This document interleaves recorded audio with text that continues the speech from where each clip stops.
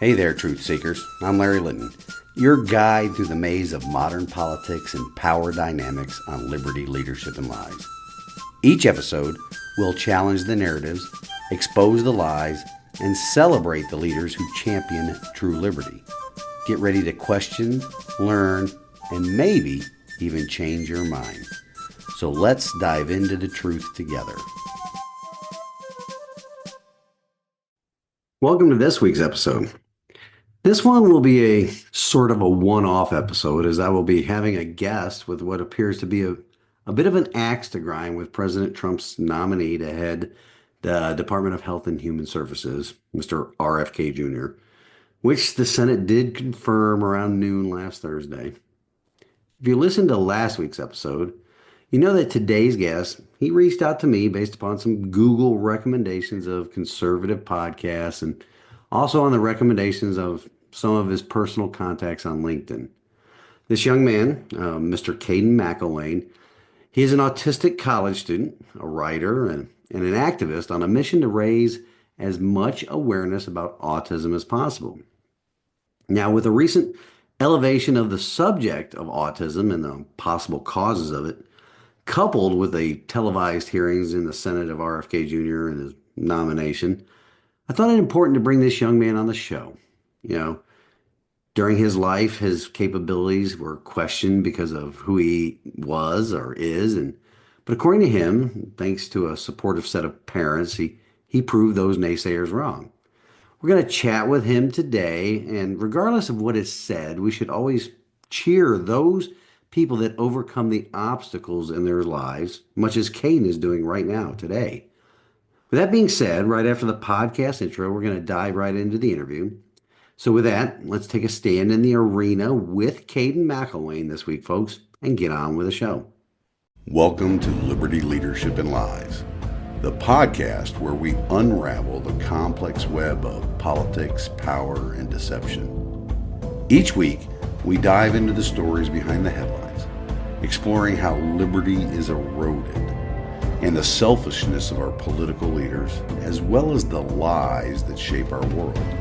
Join us as we dissect the truth from fiction by examining the tactics used by the new aristocracy, the political class, at the local, state, and national levels of government as we dare to challenge the status quo.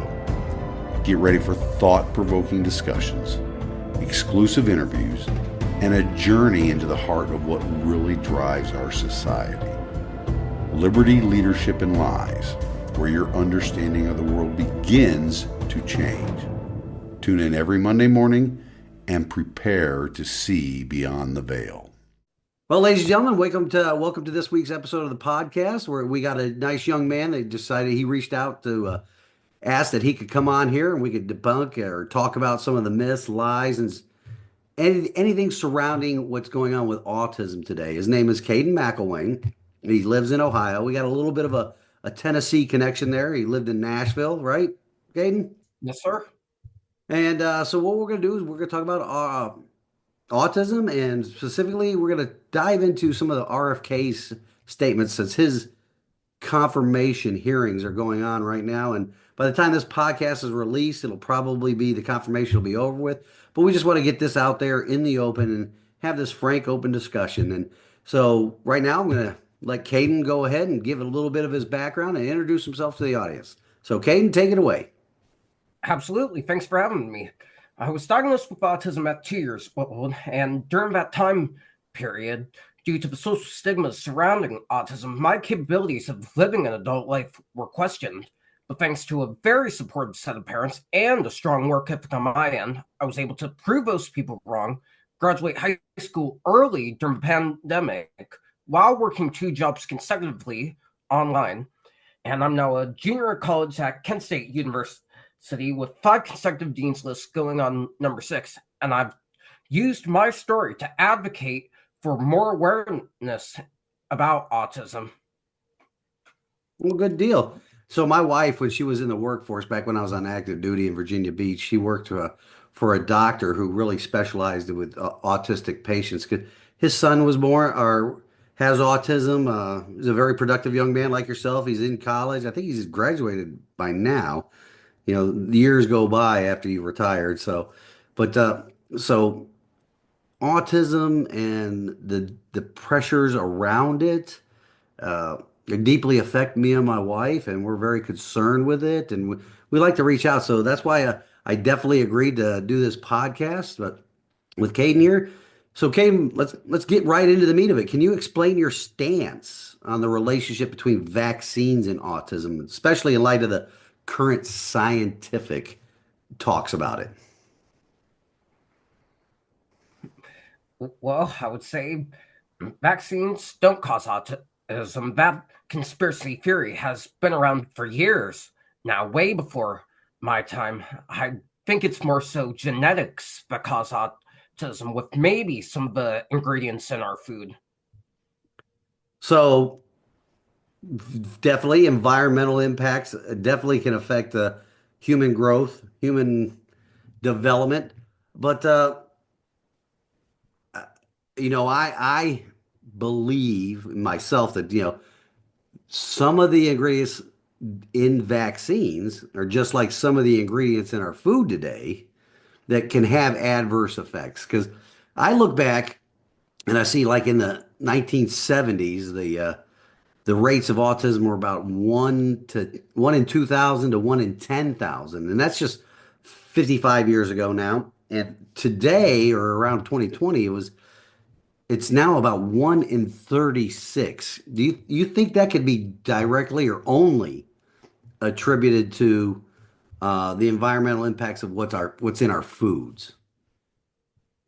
I absolutely think so. Back in your day, there were probably like four ingredients, maybe five, in a fast food burger from McDonald's. Nowadays, there's 26 to 30 ingredients, some of it extremely bad for us, all because the company wants to save time and energy in distributing the product.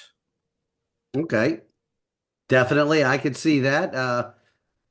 So, based upon that, yeah, what do you make of the extensive research that has shown that there are no links, and then the research that does show links? How do you compare the two, and which one do you think? How do you determine that which study is more scientifically robust? I would honestly compare the two studies, see Uh-huh. what was the variables they considered, who did they test it on, and see if it's from a trusted source. Because there's one paper in particular that Robert Kennedy Jr. cited in his previous comments before the hearing that was criticized for being extremely flawed. Okay. Yeah, I mean, we can all get duped by flawed research, and I always encourage people to look not only into the study's questions, the study's methodology, but I like to look into who's funding the study, because really the money will tell you which way the study is going to come out. What the bias in the study is going to be based upon who is funding the study. Would you agree to that? I absolutely would. Okay. So now let's what do you think is the biggest misinformation about vaccines and autism? What's the biggest one I would that we can easily debunk?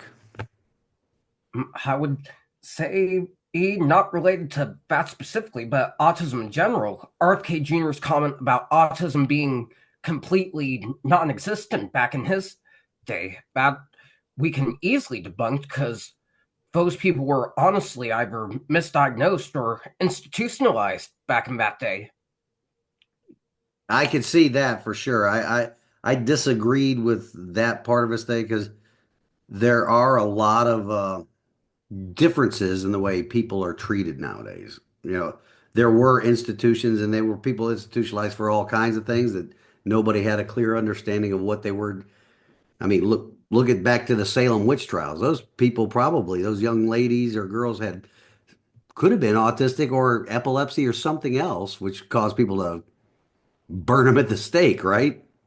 Right. So let's talk a little bit about your background, your fight. I mean, what do you think? Besides, I know you mentioned your parents being hugely supportive in your work ethic, but what about the community around you? I mean, did you get a huge amount of support from the community that your family decided to embed you with?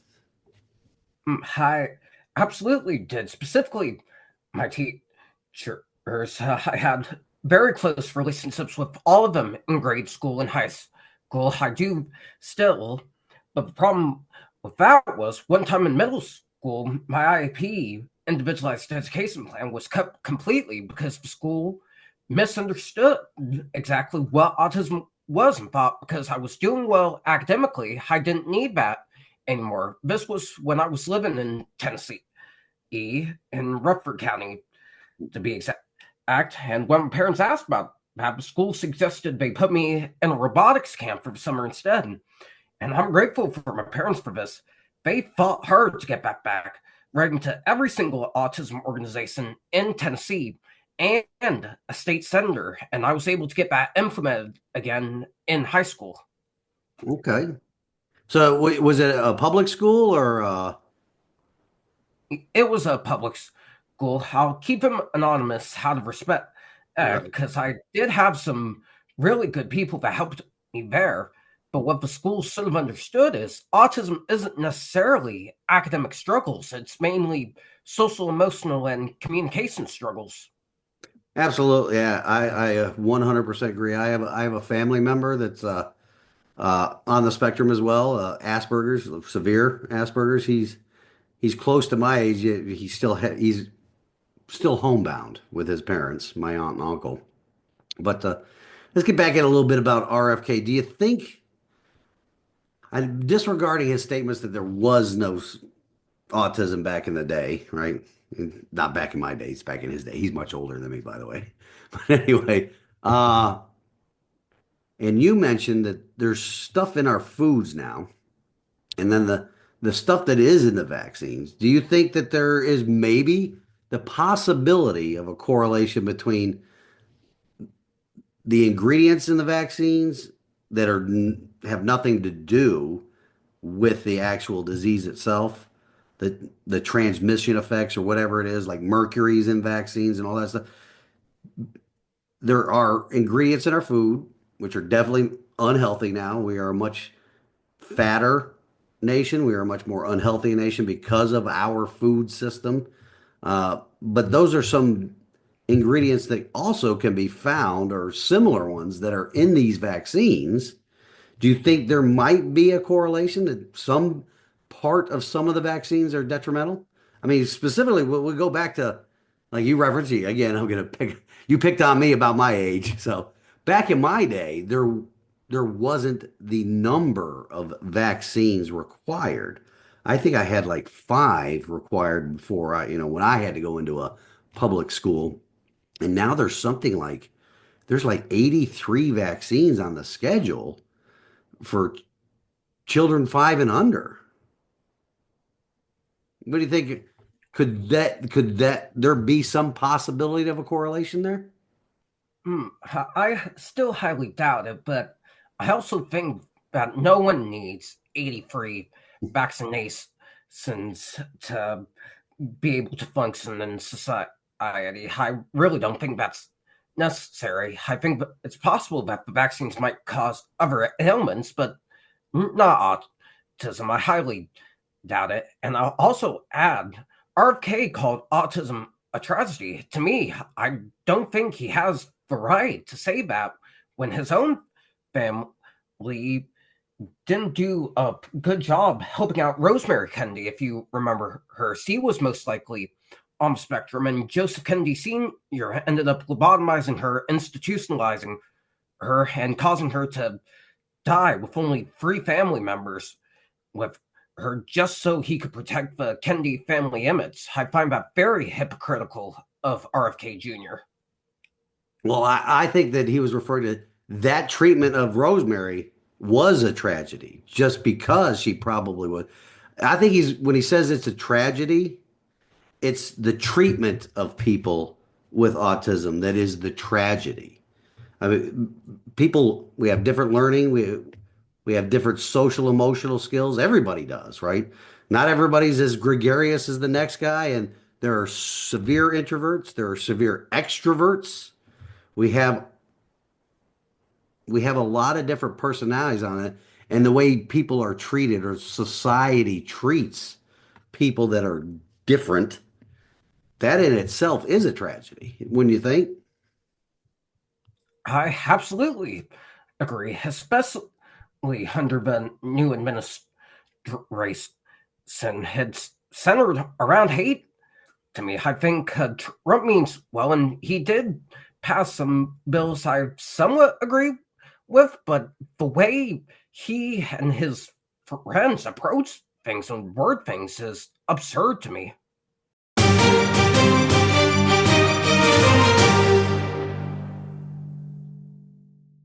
Have you ever heard of Saul Alinsky's book, The Rules for Radicals? Hmm. I haven't heard of it. I might have heard of Saul Alinsky.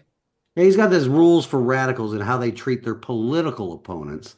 And one of the most effective tools, which has been quite effectively used by those that fall on the, let's say, the left side of the political spectrum, has been one that's called ridicule. You ridicule your opponents and it gets them to change their behavior. And the left has been very effective on that. And specifically with the calling of anybody that opposes them as a fascist, right? Or a Nazi, right? That used to be one of the worst things that you could call somebody, racist, fascist, or Nazis, right? So it's a little bit of a flip of the script, and it may not be. Uh, well, I can't get into President Trump's head, but it may be his way of effectively deflecting. Hey, I'm a Nazi, I'm a racist, I'm a fascist. Let's call little hands or little hands Marco or something like that to belittle because it's just a political strategy to mock your opponent to knock them off their game. It's not mocking them to mock some aspect of them. It's to knock them off their game. But that's neither here nor there. I mean, we've had so much. Everybody on both sides of the political spectrum calls each other's names.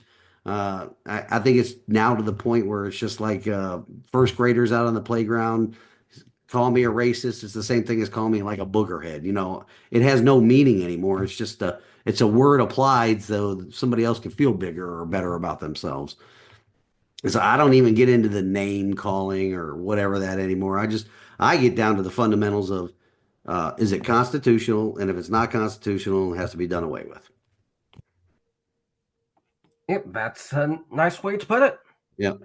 So during his hearing, has he said RFK said anything specifically during his hearings that you've taken issue with? I haven't. I got to tell you the truth. I haven't watched much of the hearings. I don't have cable TV. I don't do any of that. And I don't watch videos. I read. I read transcripts, and that's because videos will always have somebody else's interjection of their bias into it, be it right or left or center. I just like to read the transcripts to see how those, if I heard those words directly spoken to me, how they would make me feel. So that's typically how I get my news. I'll get transcripts. But I haven't Hmm. followed this hearings. I haven't followed any of these hearings very well because it's just it's too much. I mean, there's so much going on right now in the first 3 weeks of President Trump's presidency. You just can't follow everything. It's happening at lightning speed. I absolutely agree. I haven't heard RFK Jr. say anything specifically during those trials, but he more so refused to take back his previous comments, which I find absurd. If he gets sworn into this position, and he still has a chance to fix his mistake. His family has been trying to fix their mess with Rosemary for decades now with her work for the disabled community.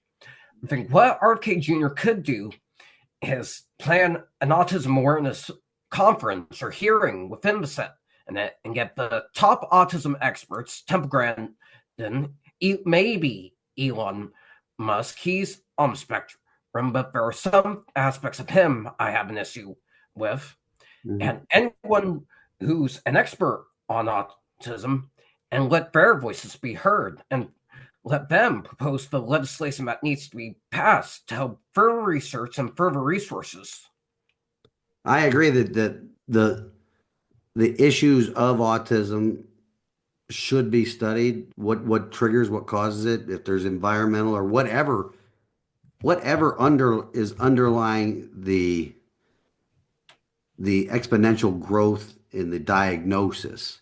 We need to look into, was it because of poor diagnoses in the past?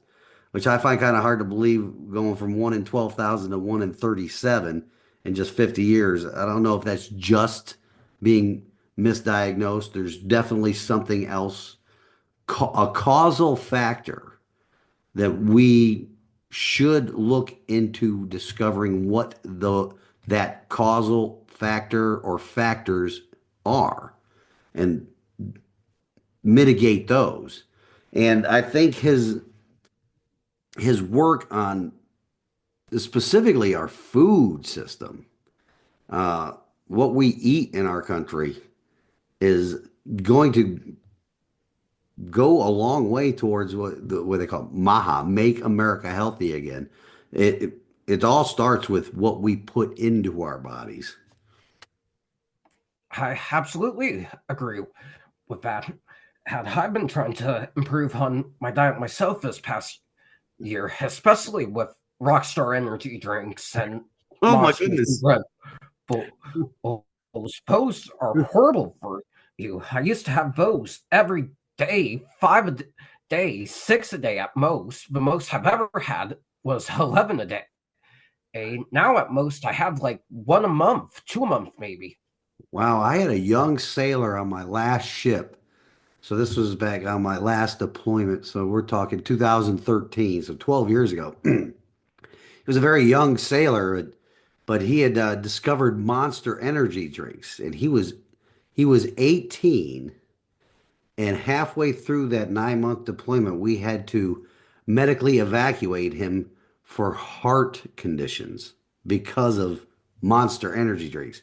He didn't drink water, coffee, or anything. He just Monster energy drinks all day long. And I don't think that at 18 years old is gonna. I don't think that at any age is healthy for you. So we had to transfer him off the ship in the middle of a deployment in the middle of the Persian Gulf, and it puts the ship at risk, but B, that young man's heart is now damaged from the chemicals that are in Monster energy drinks, if that's the only thing he was drinking. Well, it turns out it was. But yeah, the things we put into our body directly affect our health. I absolutely agree with that. Yeah. So let's talk about your personal experiences. You talked a little bit about your education, and hooray for those teachers that do the right thing for their students, that are really looking out for you. The I think the public education model is completely broken, especially with it's not so individualized. Me personally, next week's or the episode prior to this one is a younger than me homeschooling mom. I think that that's that's the way our founding fathers were actually brought up. And look at the country they gave us because of that classical type of education. So I think, and that's a much more personal style of education, right? If your mom and dad are doing it all instead of one teacher with 40 kids, there's not much individualized attention that can happen there. But hooray for those teachers that definitely looked out for you. But how do those personal experiences influence your views on these behaviors? Was anybody in your past growing up directly impact the way you view what's going on today? I would say mainly the what's going on in school systems has impacted my perspective on what we need to do for the autism community because those systems, like you said, especially special education, is completely broken, and our tax dollars are going towards that. And to honest, especially if we eliminate the proof farm and just go off of what you're diagnosed with immediately, that initial proof of diagnosis, Mhm. it should be common knowledge that maybe this one student will need X, Y, and Z resources. Maybe this other student will need X, Y, and Z resource. And I would also say college education, in a sense, is broken too, because students are paying hundreds upon thousands of dollars to become political activists instead of focusing on what really matters, which is education. I'm a guy who takes this education extremely seriously. So I think where more funding needs to be prioritized is not necessarily some of these political programs, but in the special education system. Or not into high cost degrees for that won't pan out in the future, right? You know, the $250,000 a year degree in underwater basket weaving is not going to get you anywhere. It may help you protest on a campus somewhere against some policy, but it's not going to do you well in life and to pay back that loan. So if you don't mind me asking, what's your career field or your college study field in? What's your discipline? I'm a communications major currently. There were a bunch of different majors I went through before settling on this one. I wanted something that could get me a job where I could pay my bills, pay down those student loans, and pay for my food, and where I don't have to worry about where my meals are going to come from ever again. And I'm actually working to try to pay down some of the loans now so I can live my life sooner. What a lot of students misunderstand about college is that it's free money, especially with loans. They misunderstand that it's free money where they can go party, protest, and skirt their steps because they know they're still going to get in because they have a football scholarship. When once those 4 years are up, I can't wait to see a look on a lot of my generation's faces, the TikTok generation, and that's what I like to call them, when they see reality kick in, that they have a big fat bill, well, after graduation, that they're gonna have to pay back. Absolutely. Well, good luck in the communications field. That's the degree my daughter, or that's the degree field she studied when she graduated and got her degree in communications and marketing, and now she's working in exactly that field here in East Tennessee and doing quite well with it. So there's many opportunities in that.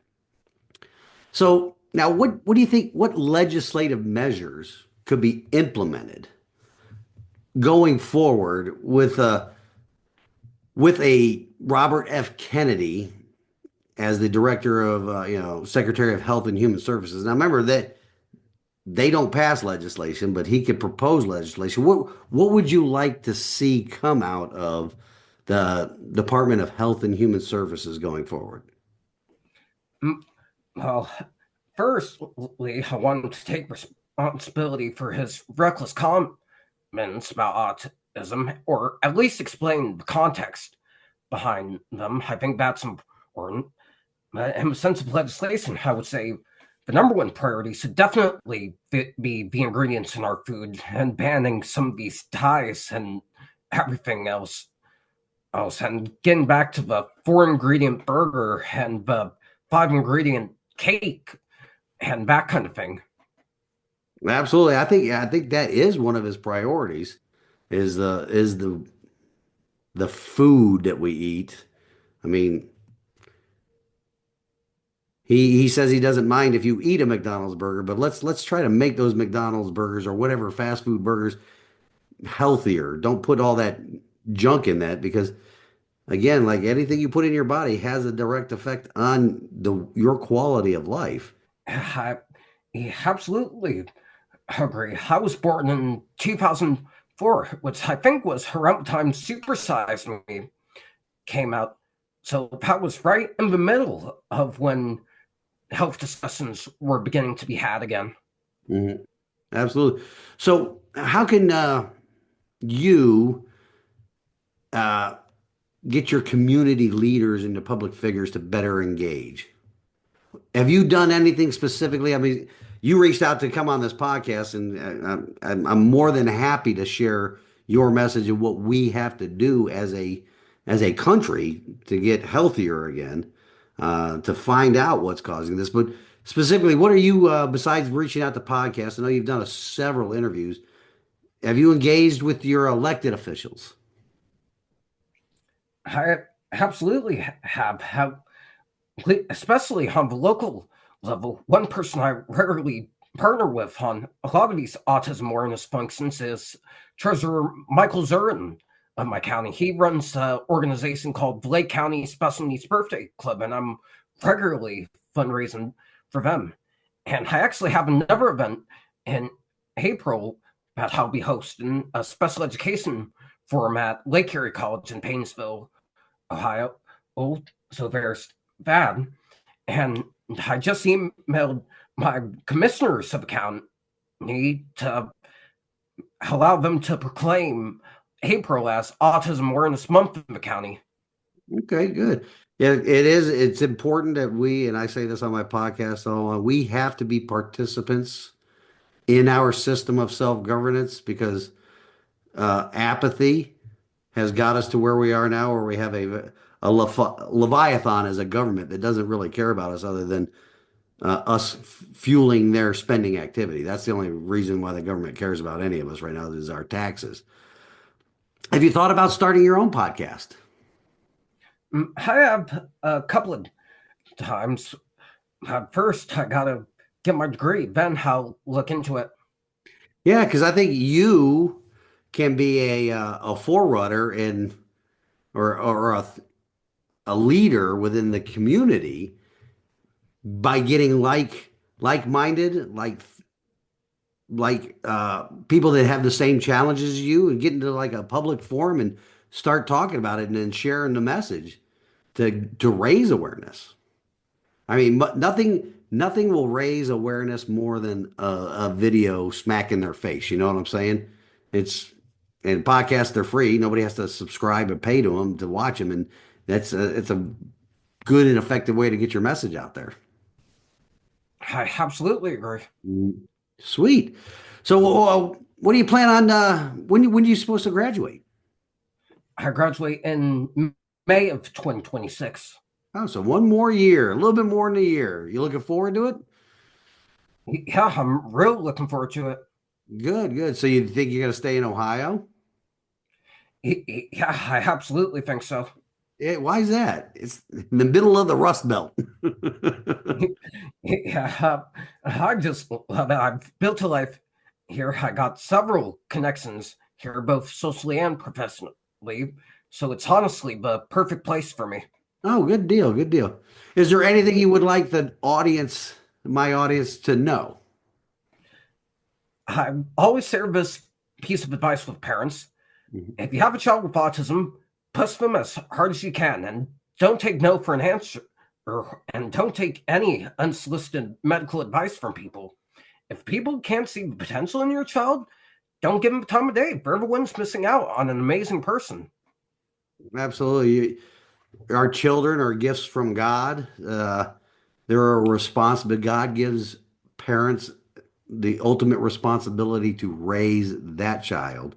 So, I mean, it's a huge responsibility to raise children, and I gotta say I'm proud of what you're doing, what you're accomplishing, and what the effort you are putting into getting your message out there. I'm really proud of you for doing that, and I'd like to hear more about you going into the future and keep in touch with the show.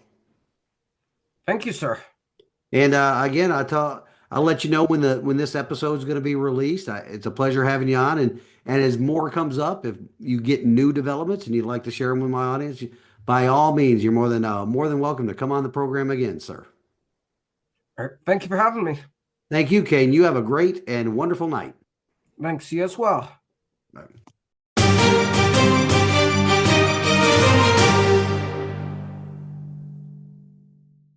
Okay, ladies and gentlemen, I hope you enjoyed listening to this courageous and driven young man.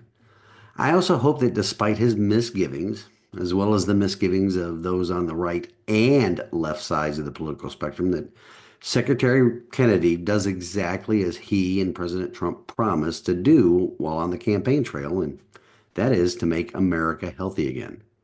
I'm not a scientist, but like Caden, I do believe that what we are putting into our bodies is directly correlated to the rise in autism in our country. Where we differ, and I think that is obvious after talking with him, is what specifically that we are putting in our bodies is the causal factor. It's my belief it isn't just food, ladies and gentlemen. It is our food and our drinking water, and many of the medications our government forces us to take, and often before we're even 5 years old.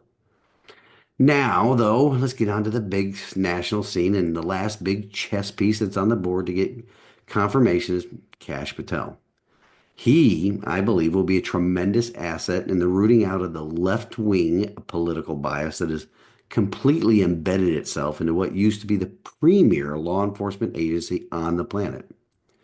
Now, the work in the FBI is going to be just as important to the people as RFK's work will be in Health and Human Services. Now, for local stuff, I went to that Blue Zone meeting last week, and it appears to me exactly what I thought it would be. And I'll explain more on that next week. And I'll talk also about a city of Sevierville being selective in their code enforcements once again.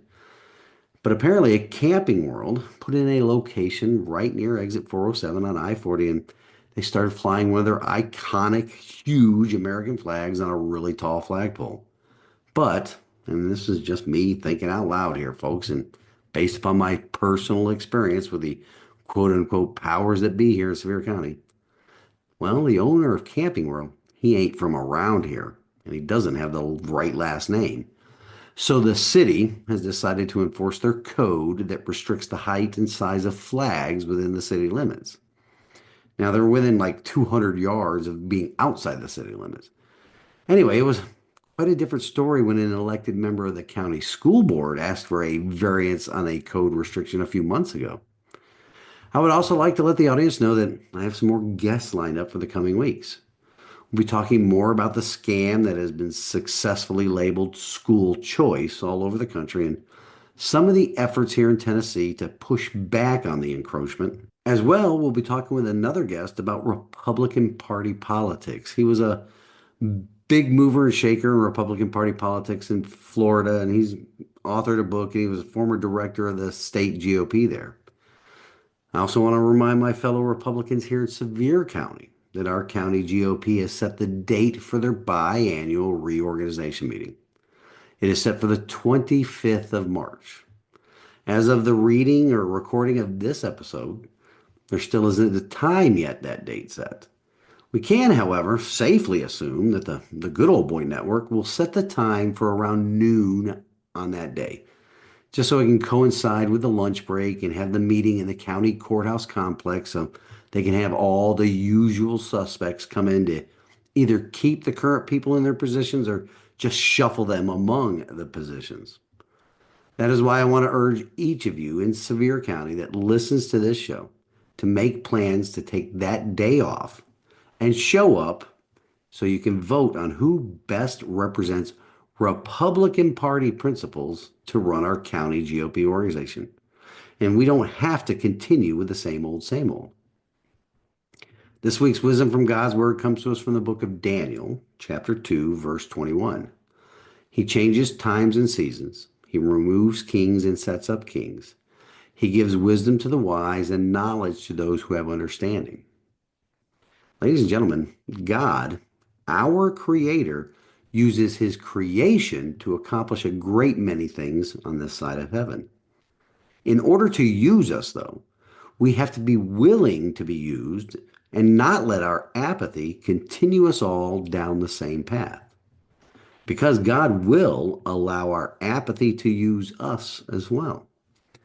If you want more of the same, selective code enforcement against people who ain't from around here, or for our elected officials to invite in an organization that's funded by healthcare insurance agencies and partners with the CDC to dictate what you can or cannot eat out in a restaurant, as well as to waste tax dollars on projects that benefit a select few instead of the public as a whole, well, keep sitting on the sidelines and Let the good old boys keep good old boying.